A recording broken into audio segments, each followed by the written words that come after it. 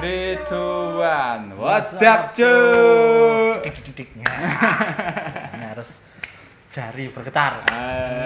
Selamat datang di konten kami Polda Retro Jaya. Saya ya buat teman-teman yang menunaikan ibadah puasa, selamat menunaikan ibadah puasa dan selamat berbuka walaupun telat nih ya. Iya. Kita kan menghadiri ini buka bersama dulu sama ini Menteri Palestina. Terus Zimbabwe. Menteri baru Dukuh Ethiopia. Itu juga itu tamu kehormatan kita itu. Kiwik. Nah, itu juga namanya lupa tadi saya kenalan sama Pak Dukuh Ethiopia itu. Agak lupa saya. Pokoknya namanya tuh kayak yang siapa tuh yang kulit hitam itu yang ngomong namanya panjang gitu. Wartawannya sampai bolak-balik salah gitu. Ya, pokoknya itulah selamat berbuka puasa menunaikan ibadah puasa. Iya. Terus ini kita mau ngopi-ngopi dulu soalnya saya kok nggak ngopi itu cekal saya sakit. Nah, maklum sudah uzur saya. Sama kali ini saya mengakui. Sama ini habis kena prank ini Mas Adi ini. Aduh. Prank ya. Prank. Aduh nggak jadi saya mau neruskan. Nggak saru.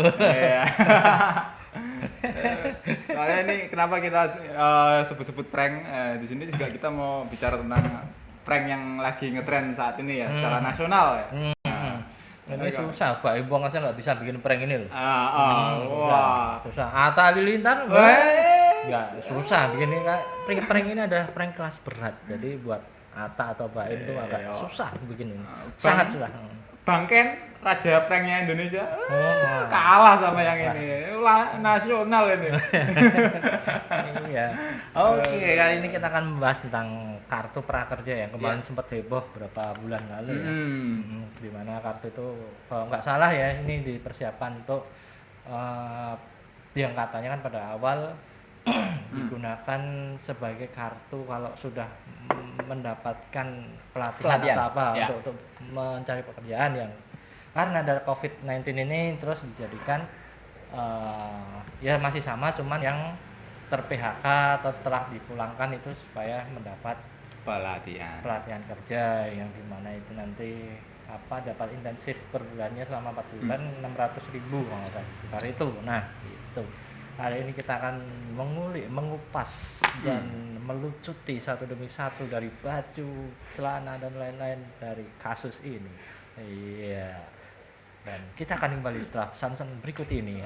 Sayangnya nggak ada iklan jadi langsung. Nggak ada iklan langsung. Aduh, my god. Iya. Ada apa Mas Hendro? Ini kacamata luar biasa nih. Peninggalan ayahanda tercinta. Iya. Mahal ini nggak bisa ditukar pakai rupiah ini, apalagi pakai kartu prank kerja. Aduh.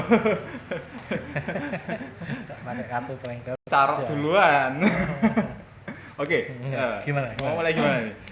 Ini kita bahas tentang ini ya, kartu prakerja ini ya.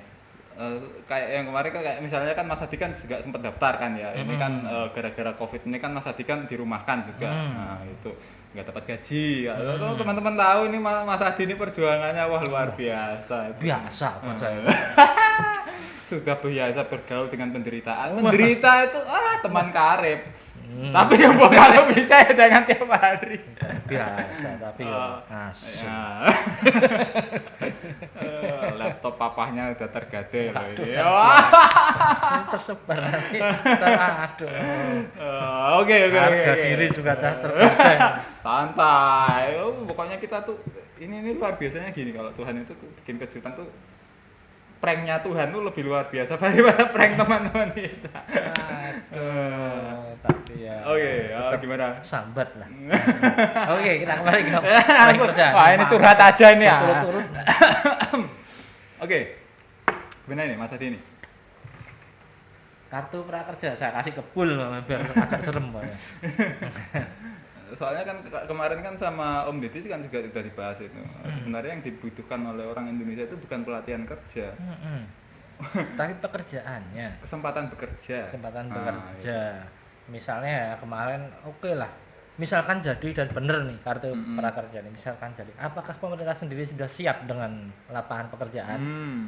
Nah, apalagi dengan kondisi seperti ini kan banyak perusahaan yang Berhenti memangkas produksi ya? memangkas ini karyawan. Karyawan ya. Separuh karyawan, ada yang dirumahkan, ada yang masih tetap cuman gajinya dipotong separuh, itu banyak sekali. Itu yang beruntung ya. Yang beruntung Yang ya, nggak beruntung kan ya. banyak sekali.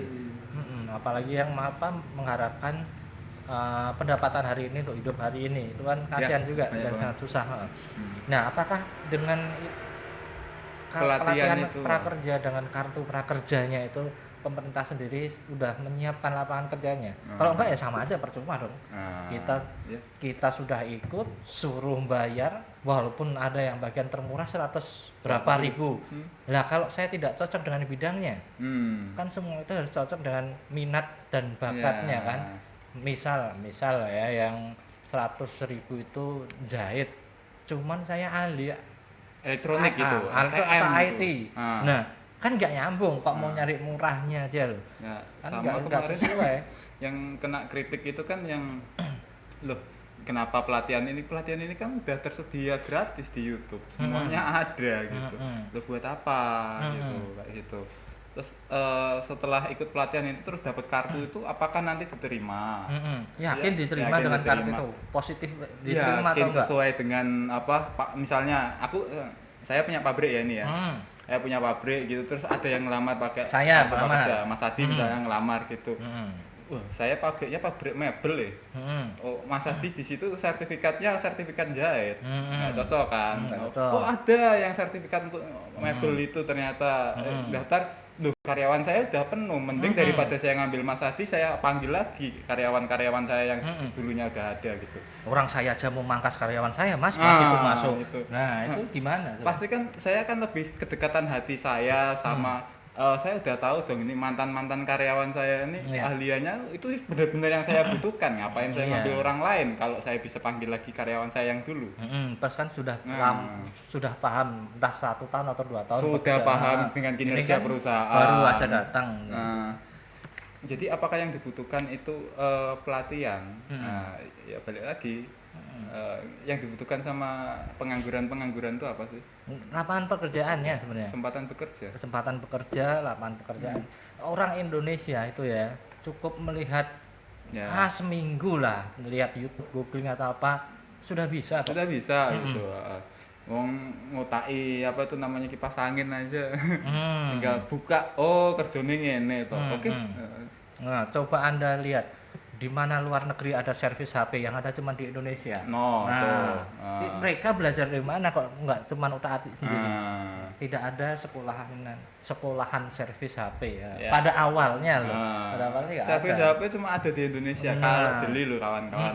Coba cari dimanapun kok ada. Sama ini men, tambal ban. Loh, cari di belahan bumi manapun ada servis tambal ban nggak kalau nggak di Indonesia sama Afrika. Nah, Afrika ada? Nggak tahu, kayaknya sih. Mungkin ada. Karena Indomie di Afrika pun ada. Berarti ada pengaruh orang Indonesia di sana kan? Nggak, tapi ini bener nih. Nanti ada curhat nih teman-teman kita di Jepang nih. Jadi di forum Quora itu, menurut kan ada banyak lah komentar-komentar itu. Bagaimana perbandingan antara Indonesia di luar. Wah kalau aku ya nambal ban di Jepang itu ya udah bukannya nambal ban tapi ganti ban, bayarnya mahal sekian yen.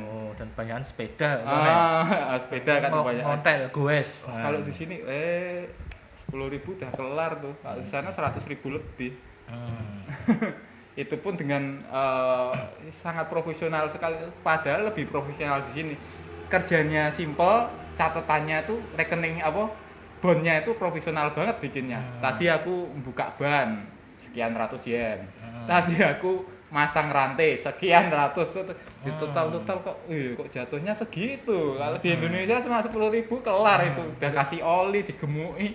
Enggak sekalian Mas Edro. Saya tadi ambil obengnya ya 1 yen lah. Terus enggak semua detailnya, duduknya tadi pas bongkar lah. Iya. Jadi ya sebenarnya kalau di Indonesia orang Indonesia itu udah latihan dikit udah terlatih banget kok. Ya, Yang dibutuhkan kita itu bukan latihan, kesempatan bekerja itu. Iya, selama ada pekerjaan, orang yang belum tahu apa-apa diterjunkan segitu di situ seminggu paling paling cepet seminggu udah bisa. Nah, udah bisa itu. Jadi Asal ya diajarin gitu. nggak kalau ya saya khawatirnya ya kayak kemarin itu kita kan sudah bahas tentang kalau dalam perang asimetris itu apa saja sih salah satu yang digunakan tekniknya itu. Salah satunya kan didorong untuk melakukan pemborosan untuk hal-hal yang tidak perlu sebenarnya. Tidak tepat sasaran, dibocorkan macam-macam. Cara membocorkan gimana ya? Dengan bocor halus. Kan itu kan sebenarnya kalau kita mau jeli itu ini cetawelo-welo loh, itu nggak tepat sasaran loh itu. Tapi kok ya masih dilakukan, dananya juga gede banget. Nah, 5, sekian T. 5,6 apa 5,7 T kalau nggak salah. Itu alangkah baiknya kalau dialokasikan sebagai entah buka pabrik atau apa. Jadi begini loh. Saudara. Alangkah baiknya kan kok ini waktunya seperti video kita yang kapan tuh ya?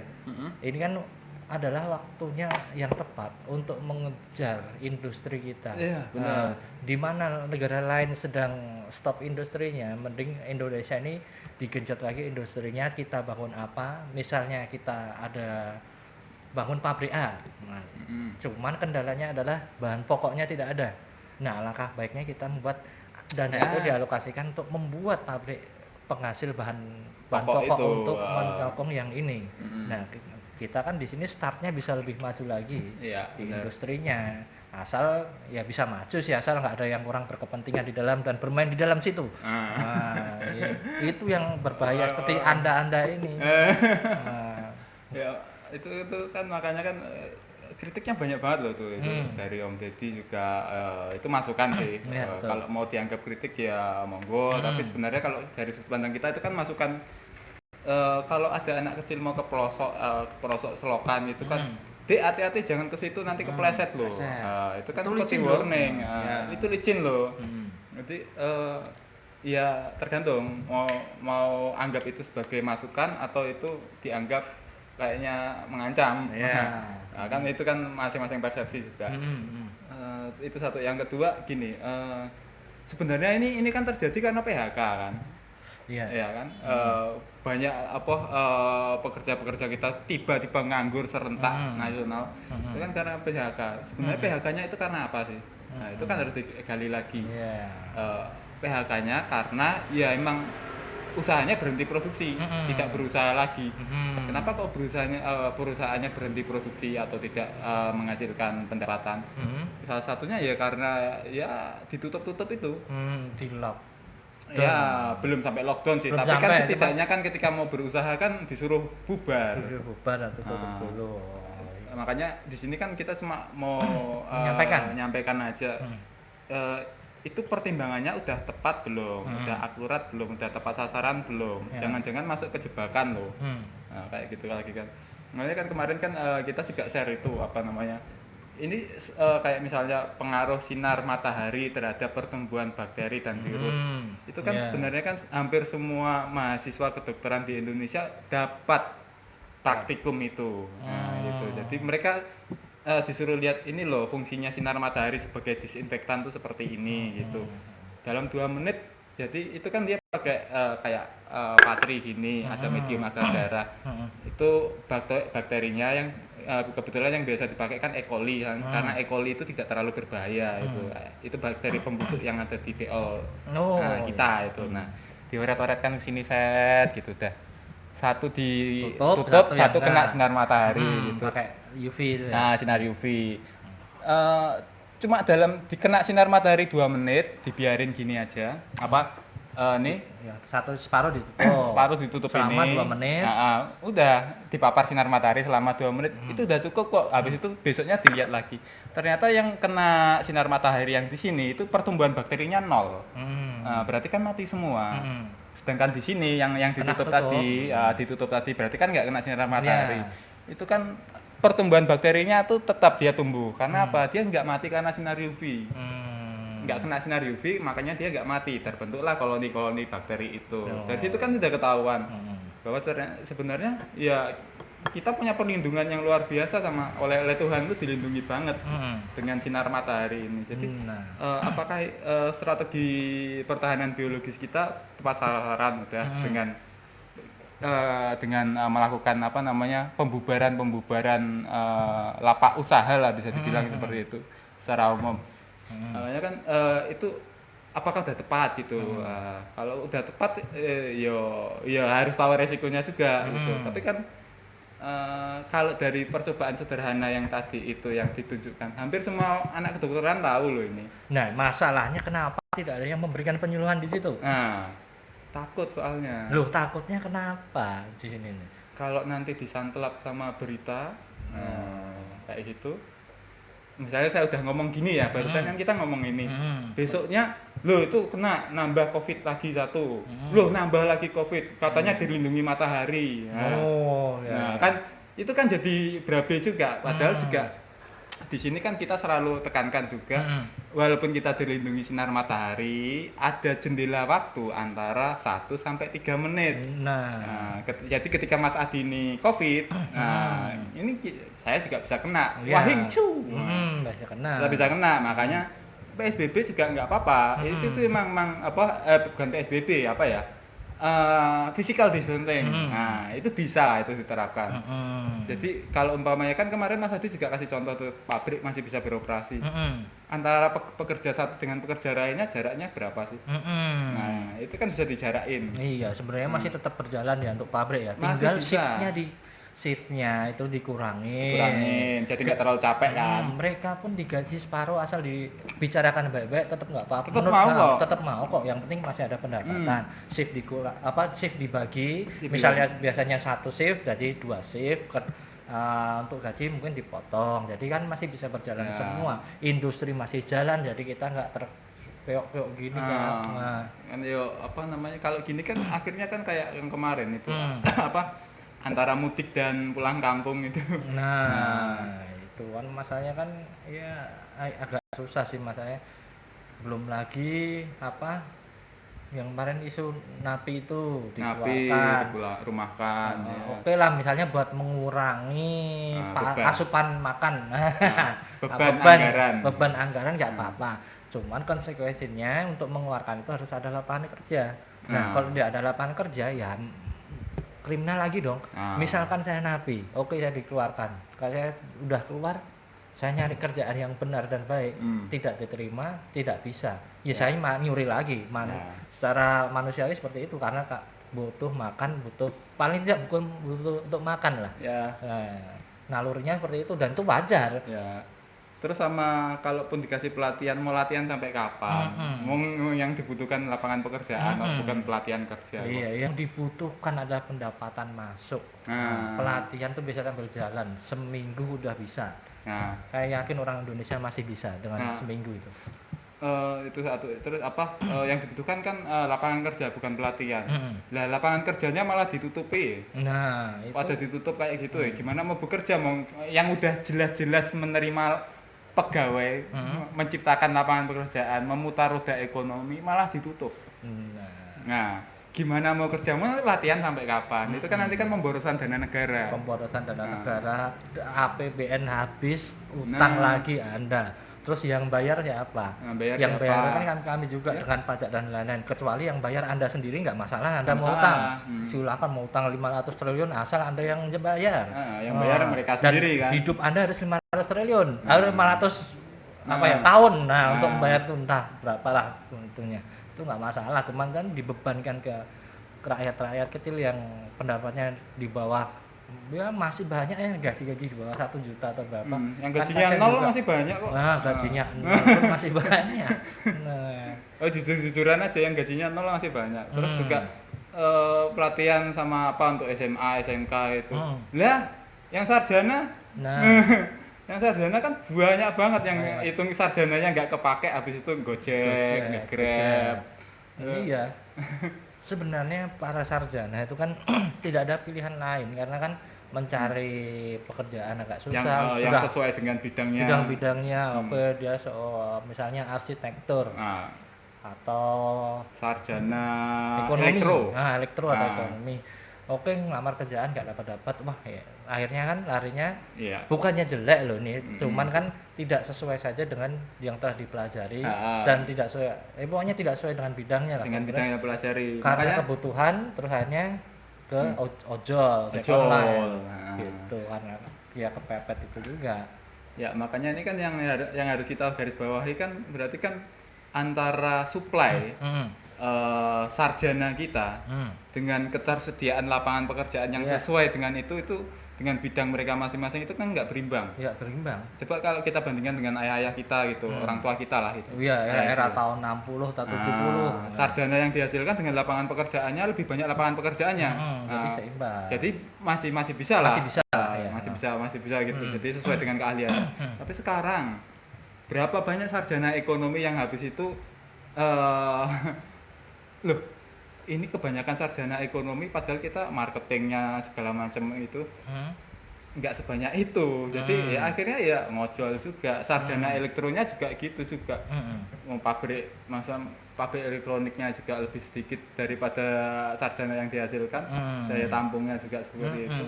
Iya, jadi kan alangkah baiknya dari pemerintah misal dengan daripada dana 5, sekian T itu buat hal nggak jelas kayak kartu prank kerja ini. Prank kerja. Makanya kan itu kan kok jadi ya jadi guyonan lah itu. Jadi guyonan. Ya, yang jelek ya bukan cuma pemerintah aja, tapi juga kita sebagai warga Indonesia juga. Loh gimana ini negara kita loh kok kayak cuk gini ya. Iya. Ya sedih juga. Kita jadi warga negara sedih juga lihat negara kita itu kayak kalau orang Jawa bilang perbawanya hilang gitu loh. Wibawanya hilang. Nah, itu kan mending dibuat lapangan kerja. Ya. Sarjana elektronik banyak. Mending dibikin 5, sekian T itu dibagi untuk kita fokuskan ke industri ini elektronik banyak, kita bisa menciptakan elektronik entah produksi HP atau apapun itu bisa kita jual ke luar negeri juga. Seperti itu kan. Yang paling susah itu sebenarnya gini Mas, Mas Adi pernah nyoba berusaha kan. Nah itu berapa banyak pintu yang harus dilewati sebelum kita bisa berusaha secara wajar.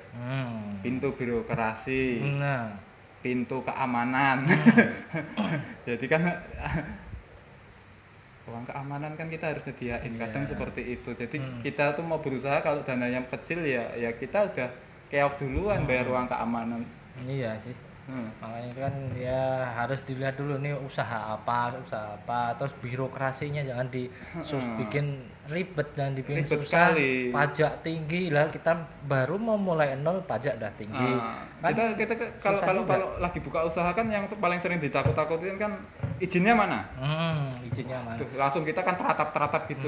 Bagaimana sih usahawan atau pabrik atau tempat usaha itu bisa menggaji karyawan dengan layak jika pajaknya besar? Kan bingung juga, wah ini pajaknya bayar pajak sini, ini bayar ini itu birokrasinya susah. Kalau pajak resminya ya nggak terlalu besar sih. Cuma kan pajak yang nggak kelihatan itu kan lumayan. Itu kan masih banyak juga itu. Dan yang paling jelas ya energi kita untuk fokus untuk produksi jualan itu udah habis. Jadi buat ngurusin hal yang nggak perlu kayak tadi izinnya mana, udah takut duluan tuh udah daya kreativitas kita tuh otomatis kepangkas gara-gara takut itu tadi. Selalu ditakut-takutin izinnya mana, ini tanpa izin kamu. Matilah kita. Itu satu. Yang kedua, kan dulu kan ada program kayak UKM itu UMKM usaha kecil menengah lah itu. Tapi juga ya balik lagi emang zaman Pak SBY kita dikasih modal ya, tapi setelah itu kesulitannya adalah memasarkan. Jadi kalau misalnya ya saya ada kenalan itu dia produksi mebel itu bagus-bagus mebelnya itu, tapi daya kreativitasnya itu udah habis untuk bikin mebel yang cakep itu tadi, cantik itu tadi. Jadi ketika si bapak ini udah bikin mebelnya itu, kesulitan berikutnya adalah memasarkan. Energi kreatifnya dia udah habis untuk memasarkan dan dia tidak berbakat dalam hal marketing. Itu mungkin dari pemerintah sendiri harus ada sub lagi ya. Seperti ya, yang ini membikin, yang ini kita jadikan sebagai untuk pemasaran. Jadi kan lebih enak yang sini bikin, oke selesai dibuang sini, di sini masarin, di sini ngapain lagi lebih enak. Soalnya kalau nalurinya ini kan balik ke studi etnografis orang Indonesia itu karakteristiknya seperti apa sih? Kan rata-rata orang Indonesia itu orang tukang. Keahlian tukang, coba tukang itu ada sekolahnya enggak ada, tapi profesi tukang selalu ada kan, selalu ada. Enggak ada sekolahnya tapi selalu ada, itu kan unik gitu sebenarnya. Sebenarnya orang Indonesia itu adalah tipe kreator. Kreator. Learning by doing-nya itu tinggi banget, jadi nggak perlu pelatihan lah, tinggal ikut magang itu beres. Nah jadi kan kalau itu kan dari etnografisnya udah kelihatan orang Indonesia tuh bisa dibilang lah keahliannya itu tukang lah, kreatifnya tinggi, tapi ketika memasarkan dia lemah. Nah makanya ketika ini kenapa nggak pemerintah nggak bikin satu kayak paguyuban lah, yang marketing ini gimana nih bisa dipasarkan ini yang orang-orang. Jadi ketika memberi suntikan dana untuk UMKM dan lain-lain itu mereka bisa dibantu dalam hal pemasaran. Dananya nggak mubazir. Itu kan saya lihat tuh ya miris juga sih jadinya. Produknya bagus-bagus tapi nggak bisa masarin dan nggak ada orang yang tahu bahwa ini ada barang bagus loh. Nah gitu. Lebih baik kan sarjana banyak sekali untuk di Indonesia ini ya. Ada misal yang paling pokok aja adalah tadi misal ya ada yang create, ada yang membikin. Terus sarjana ekonomi untuk memasarkan, menghitung demand atau apa-apanya lah kurang paham juga ekonomi dan akuntansi jadi satu ini yang ini buat. Jadi untuk lapangan kerja lebih luas, terus ya tidak terbebankan si kreator ini buat masalah harus ini capek dulu, belum lagi mikirin pajak udah habis dulu. Makanya kan dibagi-bagi lebih enak. Makanya kan dari tadi kan kita garis bawahi adalah kemudahan berusaha. Itu tadi. Kita cuma bisa bikin bangku kok, kita nggak bisa masarin kok. Karena apa? Kita nggak punya otak dan keahlian untuk memasarkan. Udah capek untuk bikin bangku tadi itu. Kok kita suruh bikin, suruh masarin sendiri. Habis itu dipalakin, ditakut-takutin. Pulang kerja miras. Berarti miras itu bukan salah. Lah stres Mas Hendro. Loh budaya Jepang tuh habis kerja stres, minum sake, mabuk dulu, pulang tidur, besok kerja lagi. Anda mau rakyat Anda seperti itu? Atau tidak kan? Nah makanya panggil kami sebagai penasehat. Ini promo. Ya siap, kita tidak mengajari, cuma ngasih masukan. Itu kan makanya kan kembali ke yang prank lagi itu. Apakah prank kerja ini is this a joke or is this a real thing? Itu kan jadi sesuatu yang what the what the fuck. semua orang kan langsung what the ini are you serius? Padahal ya ampun. Kalau ada lapangan kerjaannya silahkan bikin lah. Anda membikin ini idenya siapa sih sebenarnya? Itu tuh oh my god. Makanya kan kita sampai kita nggak bisa ngomong lagi. Geleng-geleng kita. Kalau udah ada lapangan kerjanya silahkan dibikin, nggak masalah pakai kartu. Kami tidak mempermasalahkan tentang kartu prakerja. Kalau itu memang dibutuhkan loh. Kalau dibutuhkan dan ada yang nampungnya. Lapangan pekerjaan. Kalau kita suruh ikut pelatihan, terus habis itu udah PHK suruh bayar. Nah kan pusing juga. Buat beli Indomie aja susah, jancuk suruh bayar. Kan seperti itu. Iya, jancuk. Habis itu ya wis, oke Anda lulus. Ya. Lah aku nggak kerjanya neng di cok, beli ODP ya, asu sampai. Jancuk. Seperti itu. Aduh, harusnya udah disiapin dulu gitu. Ayo, Anda nggak tahu kami ini lebih cerdas sebenarnya. Enggak, maksudnya gini, untuk kita yang tidak cerdas saja kita bisa tahu kalau kok kayaknya ada kepiting di balik udang. Nah, ini kayak permainan aja sebenarnya. 5 sekian itu bukan uang yang sedikit ya, sebenarnya bisa buat dialokasikan. Omongan kita bahaya nih, Man. Enggak apa. Ini keluh kesah kita sebagai korban prank ya. Itu bisa dialokasikan buat hal yang itu ya, untuk membangun lapangan kerja lebih berguna kan, daripada buat ini nggak jelas.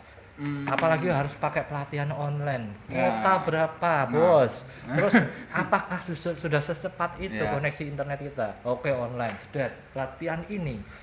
Bentar Oke, dulu. solder. Ah. Nah, kan bikin mangkel. Ah. Baru itu ya sudah selesai. Lah sing disolder apa nih mau coba? Ah. Iki koneksi ini lemot. Balik lagi 6 berapa? Dapat berapa? 600.000. 600.000 per bulan. Harga HP berapa, Bang?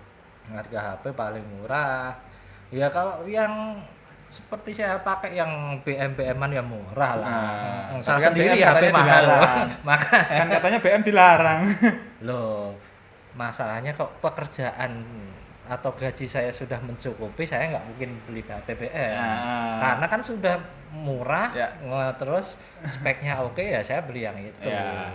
Bukannya saya tidak membantu pemerintah dalam biaya cukai atau apapun, masalahnya gajinya. Ya, makanya kan kita garis bawahi lagi kan itu kan dananya 600.000, harga HP-nya berapa, terus beli kuota berapa. Habis itu nanti itu kalau pelatihannya tentang solder tadi kan beli alat solder, panel segala macam untuk Oh, belum lagi Mas Hendro. Oke, kita yang di kota. Kalau yang di desa, internetnya super cepat sekali. ya pokoknya SS lah speednya itu. Speednya. Super snail. Kayak yang super lambat banget.